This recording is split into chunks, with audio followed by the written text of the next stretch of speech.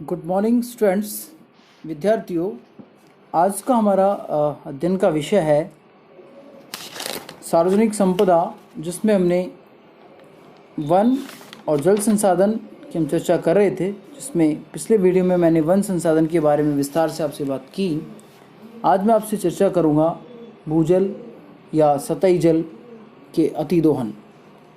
छात्रों, सतही और भूजल का अतिदोहन जो है over utilization of surface and ground water, पृथ्वी पर उपलब्ध समस्त जल की मात्रा को देखते हुए कहा जा सकता है कि जल एक असमाप्य प्राकृतिक स्रोत है जो कभी समाप्त नहीं हो सकता। जब तक प्रकृति है, जब तक पृथ्वी है, तब तक जल की उपलब्धता को माना गया है, जिसकी कभी कमी हो ही नहीं सकती। परंतु यथार्थ में ऐसा नहीं है। पृथ्वी का 2/3 भाग जल होते हुए भी इसमें मानव उपयोग योग्य जल की मात्रा बहुत कम है।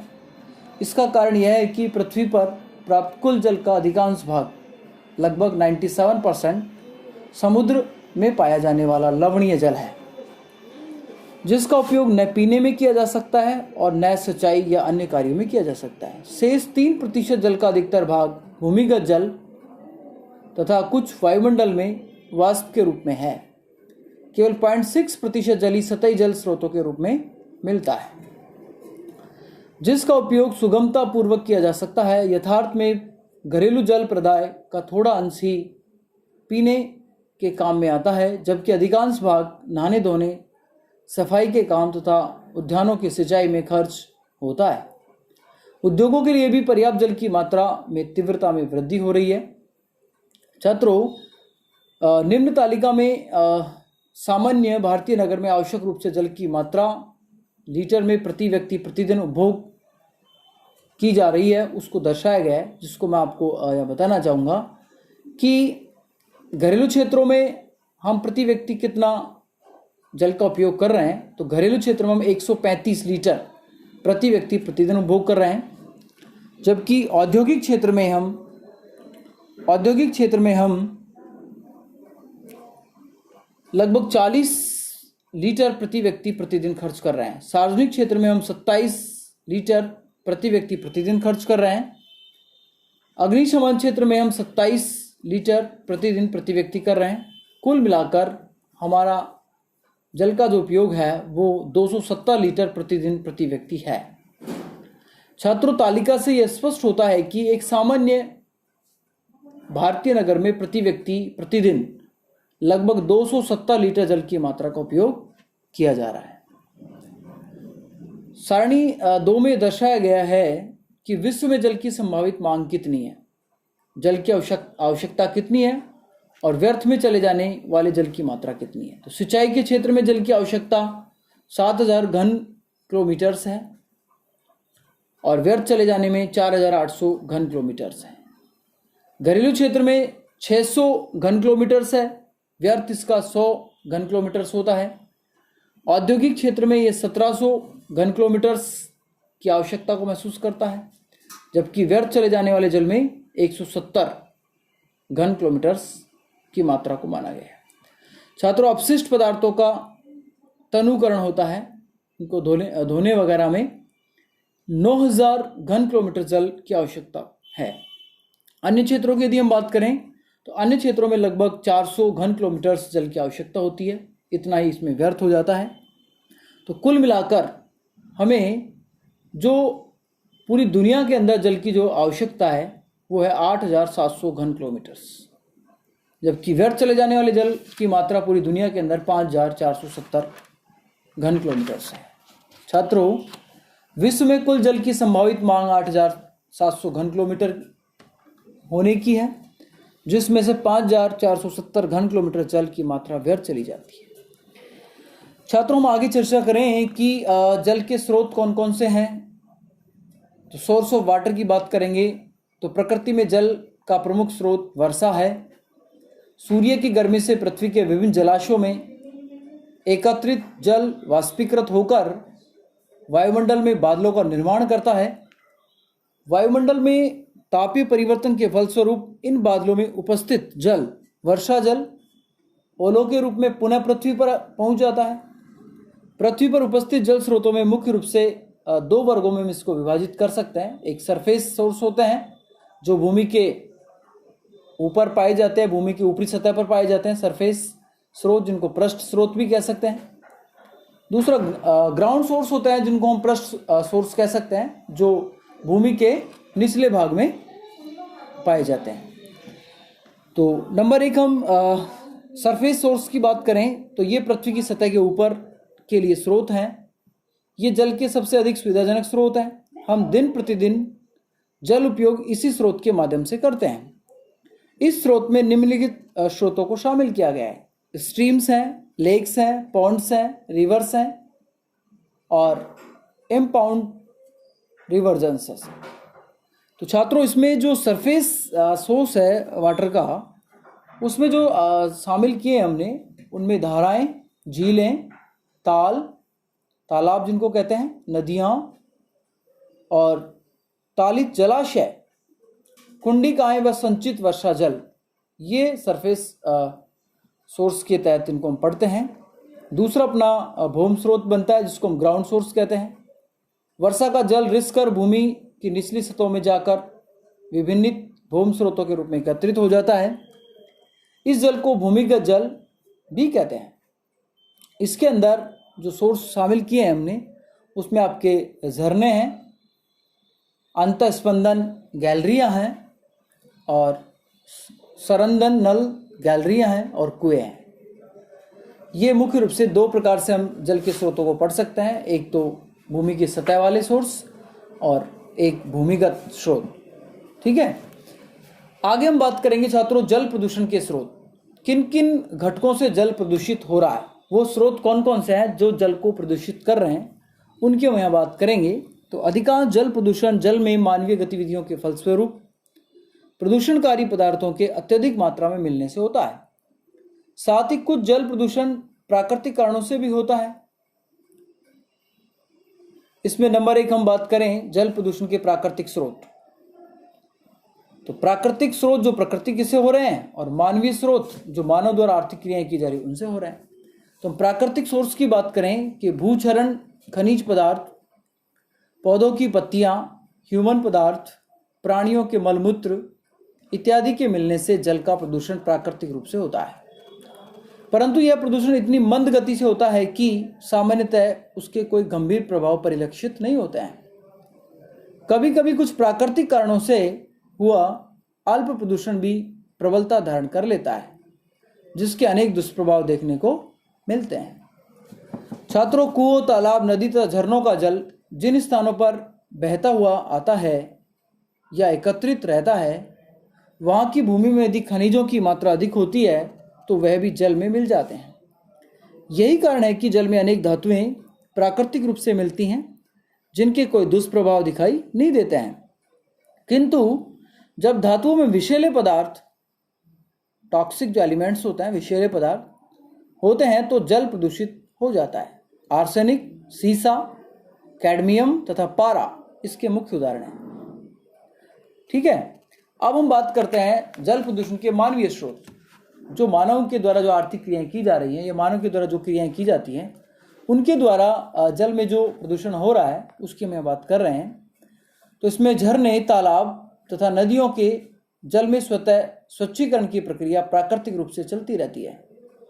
यही कारण है कि नदी तालाबों के किनारे इतने अधिक मानव बस्तियां तथा औद्योगिक इकाइयों की स्थापना तथा उसके द्वारा इन जल मार्गों में बहाए गए बहिस्त्राव के बावजूद भी जल प्रदूषित इतना अधिक नहीं हो पाता है जितना हो सकता है। परंतु पिछले कुछ दशकों में औद्योगिकरण तथा शहरीकरण की तीव्रता तथा अन्य मानवीय गतिविधियों के फलस्वरूप अब जल प्रदूषण की समस्या ने गंभीर रूप ले लिया है। जल प्रदूषण मानव की विभिन्न गतिविधियों के फलस्वरूप जल में निम्नलिखित प्रकार के अपशिष्ट तथा अपशिष्ट युक्त बहिस्रोतों के मिलने से होता है। तो वो कौन कौन से स्रोत हैं जो मानवीय क्रियाओं के द्वारा जल को प्रदूषित कर रहे हैं? तो इसमें नंबर एक हम बात कर सकते हैं घरेलू बहिस्रोत होते हैं, डोमेस्टिक इफ्लुएंट होते हैं। इसके बाद बाहित मल जो नदी नालों में बहा दिया जाता है, गंदा मल मूत्र, वाहित मल। औद्योगिक बहिस्त्राव है, उद्योगों में निकलने वाला अपशिष्ट नदियों में छोड़ दिया जाता है, तालाबों में छोड़ दिया जाता है, वो भी जल प्रदूषण का एक कारण बनता है। कृषि बहिस्त्राव, कृषि में विभिन्न प्रकार के रसायन, विभिन्न प्रकार के पेस्टिसाइड्स, कीटनाशक, इनका जब हम प्रयोग करते हैं तो वो भी जल में प्रवाहित होकर भूमि के अंदर उसको प्रदूषित करता है। तापीय प्रदूषण, तापीय प्रदूषण भी इसको प्रदूषित करता है। छात्रों, इसके अलावा तेल प्रदूषण है और रेडियो एक्टिव अपशिष्ट तथा अवपात है। ये सब बिंदु बनते हैं जो जल को प्रदूषित मानवीय क्रियाओं के द्वारा करते हैं। आगे हम चर्चा करते हैं छात्रों जल अपक्षय के कारण। Cause of water depletion, water का डिप्लेशन किस तरह से हो रहा है, क्या कारण बन रहे हैं जिनके कारण उसमें अपक्षय हो रहा है। वर्तमान में जल अपक्षय की स्थिति के लिए बहुत से कारक प्रभावी हैं, परंतु अगर हम इसकी पृष्ठभूमि देखें तो पाएंगे कि मानव इसके लिए किसी न किसी स्तर पर उत्तरदायी अवश्य है। जल अपक्षय के कारण निम्नांकित हैं, जिसके कारण जल आज विषम स्थिति में पहुंच गया है। जनसंख्या वृद्धि को इसका कारण माना है। बढ़ती जनसंख्या को ज़्यादा जल की आवश्यकता है, जिसकी वजह से अन्य प्रकार की आर्थिक क्रियाएं हो रही हैं जो जल को अपक्षय की ओर ले जा रही है। बढ़ता शहरीकरण, बढ़ता औद्योगिकरण, वृक्षों की अंधाधुंध कटाई, विलासित जीवन, आधुनिकतावादी सोच, भोगवादी प्रवृत्ति, स्वार्थी प्रवृत्ति एवं जल के प्रति संवेदनहीनता, भूजल पर बढ़ती निर्भरता एवं अति विदोहन, परंपरागत जल संग्रहण तकनीकों की उपेक्षा, समाज की सरकार पर बढ़ती निर्भरता, कृषि में जल का बढ़ता उपभोग आदि इसके कारण बनते हैं। तो छात्रों, जल अपक्षय के निम्न कारण थे जिनको आप ध्यान रखेंगे। अलग अलग बिंदु बनाकर भी आप इसको लिख सकते हैं। अब जल का दूसरा स्वरूप हम बाढ़ के तौर में देख सकते हैं, फ्लड। बाढ़ का सामान्य अर्थ होता है विस्तृत स्थलीय भाग का लगातार कई दिनों तक जलमग्न रहना। ठीक है, सामान्य तौर पर लोग बाढ़ का संबंध नदी से जोड़ते हैं। लोगों के अनुसार बाढ़ की स्थिति उस समय होती है जब जल नदी के किनारों से ऊपर प्रवाहित होकर उस नदी के समीपी भागों को जलमग्न कर देता है। वास्तव में बाढ़ प्राकृतिक पर्यावरण का एक गुण है तथा अपवा बेसिन के जलीय चक्र का एक संगठक है। बाढ़ एक प्राकृतिक घटना है तथा अति जल वर्षा का परिणाम है। यह मात्र उस समय प्रकोप बन जाती है जब इसके द्वारा अपार जनधन की क्षति होती है। मानव क्रियाकलापों द्वारा बाढ़ के परिणाम आवृत्ति तथा विस्तार में वृद्धि हो जाती है। अतः बाढ़ प्रकोप प्राकृतिक एवं मानव जनित दोनों हैं। अधिकतर बाढ़ का संबंध विस्तृत जलोढ़ मैदानों में प्रवाहित होने वाली जलोढ़ नदियों से होता है। विश्व के समस्त भौगोलिक क्षेत्रफल के लगभग 3.5% क्षेत्र पर बाढ़ मैदानों का विस्तार है, जिसमें विश्व की लगभग 16.5% आबादी निवास करती है।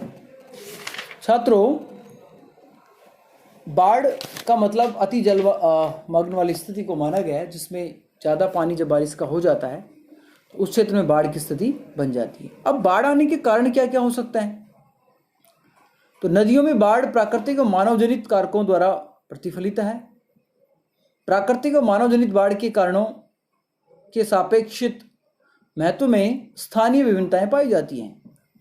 नदियों की बाढ़ के प्राकृतिक कारणों में प्रमुख लंबी अवधि तक उच्च तीव्रता वाली जल वर्षा, नदियों के घुमावदार मार्ग, विस्तृत बाढ़ मैदान, नदियों की अनुदैर्घ्य परिच्छेदिकाएं में ढालों का भंग हो जाना, नदियों की जलधारा की प्रवणता, अचानक परिवर्तन आ जाना, भूमिस्खलन तथा ज्वालामुखी उद्गार के कारण नदियों के स्वाभाविक प्रवाह में अवरोध हैं। नदियों की घाटियों तथा जलधाराओं की विशेषताएं भी बाढ़ के कारण बनती हैं। छात्रों, मानव जनित बाढ़ के कारकों के निर्माण पर कार्य नगरीकरण, नदियों के जलमार्ग में परिवर्तन, नदियों पर बांध, पुल व जल भंडारों का निर्माण, कृषि कार्य, वन विनाश, भूमि उपयोग में परिवर्तन आदि प्रमुख हैं। इन कारणों द्वारा अपवा बेसिन में कई तरह की पर्यावरणीय समस्याएं उत्पन्न हो जाती हैं, यथा संकट उत्पन्न बाढ़, नदियों के किनारे के सहारे, भूमिस्खलन तथा मलवापात नदी तटों के सारे तेज गति से अधिकाधिक अपर्दन के कारण तटीय भागों का विनाश, जलमार्ग एवं नदियों के मार्ग में स्थानांतरण एवं परिवर्तन, बाढ़ मैदानों में जलोढ़, रेत मृतिका, सिल्ट आदि का निक्षेपण माना गया है। तो छात्रों, बाढ़ क्या है, बाढ़ किसे कहते हैं, किन क्षेत्रों में बाढ़ बनती है और बाढ़ बनने के मुख्य रूप से कारण कौन से हैं, इनको हमने यहाँ देखा है। अब इसके बाद हम बात करेंगे ड्रॉट, सूखा। ये भी जल संसाधन से संबंधित ही है। सूखा जो है, तो सूखा अत्यधिक घातक प्राकृतिक प्रकोप होता है, क्योंकि इसका किसी भी प्रकार के जीवन के रूप में अस्तित्व के लिए आवश्यक 3 वस्तुओं जल, वायु और आहार में से एक जल से सीधा तथा दूसरा आहार से अप्रत्यक्ष रूप से गहरा संबंध है। सूखा, जल हमारे बीच से चला जाता है, जल निकल जाता है, वर्षा कम होती है, वहाँ सूखा होता है, और सूखा होने से हमारा आहार भी प्रभावित होता है। सभी प्रकार की वनस्पतियाँ, फसलें, पशु, जीव जंतु सब खत्म हो जाते हैं, जो अप्रत्यक्ष तौर पर हमारे आहार पर सीधा प्रभाव डालते हैं, क्योंकि फसलें तथा अन्य खाद्य जंतु जल पर पूर्णतः आश्रित होते हैं। सूखे का आविर्भाव जल के अभाव के संचय प्रभाव से होता है तथा इस प्राकृतिक प्रकोप के कारण कृषि तथा प्राकृतिक वनस्पति को भारी क्षति होती है तथा अकाल की स्थिति उत्पन्न हो जाती है। यद्यपि अधिकांश लोग सूखे की स्थिति से भली भांति अवगत होते हैं, परंतु सूखे की सुनिश्चित परिभाषा प्रस्तुत करना कठिन कार्य हो जाता है। छात्रों, दीर्घकाल तक शुष्कता में वृद्धि के कारण उत्पन्न होने वाली सूखे की स्थिति का जल वर्षा की मात्रा सामान्य औसत वार्षिक जल वर्षा से, उसके विचलन तथा विभिन्न उद्देश्यों के लिए जल की स्थानीय मांग से गहरा संबंध होता है। वास्तव में शुष्क दशा या आर्द्र दशा के लिए जल वर्षा की सकल मात्रा अधिक महत्वपूर्ण नहीं होती है, वरन जल वर्षा की नियमितता, अनियमितता अधिक महत्वपूर्ण होती है। वर्षा के विचारों पर आधारित सूखे के निम्नलिखित परिभाषाओं का उल्लेख किया जा सकता है। प्रोफेसर जेसी हॉयट ने कहा है, सूखे की दशा उस समय उत्पन्न होती है जब वार्षिक एवं मासिक वर्षा सामान्य वर्षा के 85% से कम होती हो।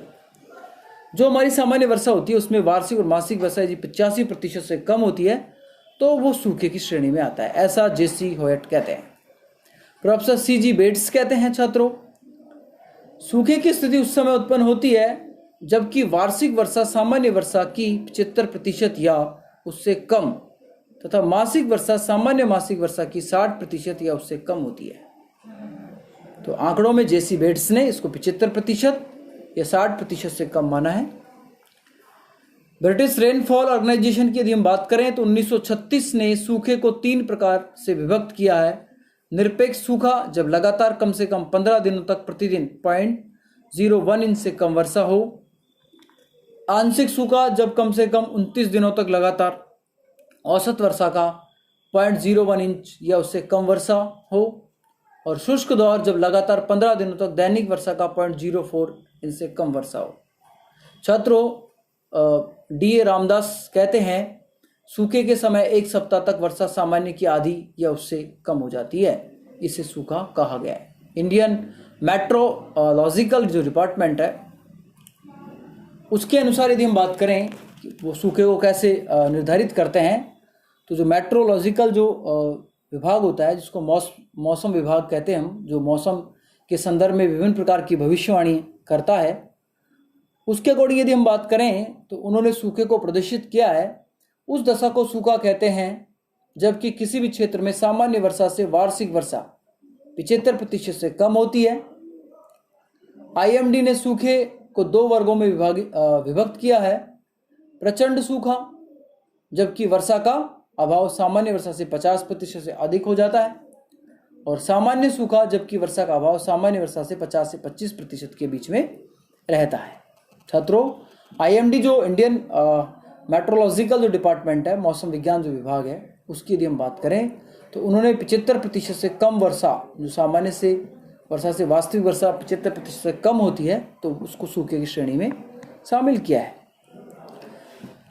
तो यहाँ छात्रों हमने आज की क्लास में जो आपसे चर्चा की है उसमें सूखे को पढ़ा है, जल संसाधन में बाढ़ को पढ़ा है, बाढ़ के कारण क्या है, बाढ़ की पृष्ठभूमि क्या बनती है, और जल का जो अपक्षय हो रहा है उसके कारण कौन कौन से बनते हैं, जल के प्रदूषण के स्रोत कौन कौन से बनते हैं, और जल के स्रोत कौन कौन से हैं, पृष्ठ स्रोत और भूमि स्रोत, जिसको सरफेस सोर्स और ग्राउंड वाटर सोर्स के नाम से हम जानते हैं। इनकी चर्चा हमने यहाँ की है। और कल हम अगली क्लास में आपसे सूखे के प्रभाव पे चर्चा करेंगे। फिर हम सूखे संबंधी जो सोर्स बन रहे हैं उन पे हम चर्चा करेंगे, बांधों पे चर्चा हम करेंगे, और फिर अगला हमारा संसाधन होगा खनिज संसाधन।